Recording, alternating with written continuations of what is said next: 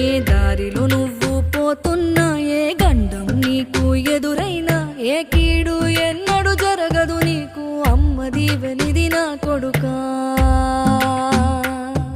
ఈ దిక్కులు నీతో కదిలేను, ఆ చుక్కలి దిష్టి తీసేను, ఏ గాలి ధూళి సోకదు నిన్ను, అమ్మ దీవెనిది నా కొడుకా.